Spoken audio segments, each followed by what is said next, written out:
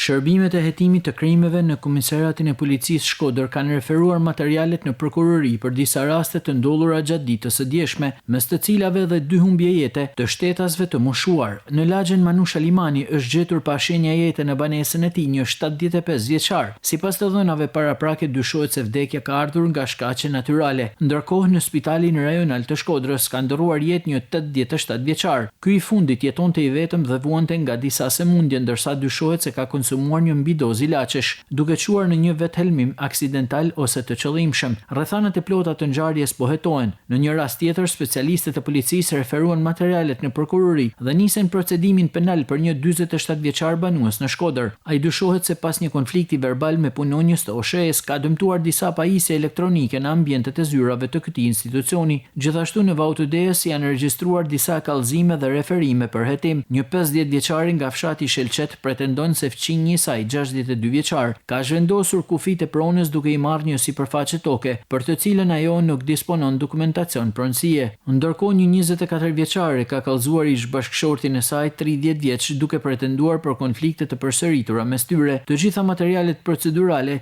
janë referuar prokurorisë pranë gjykatës së shkallës së parë të jurisdiksionit të përgjithshëm Shkodër për veprime të mëtejshme.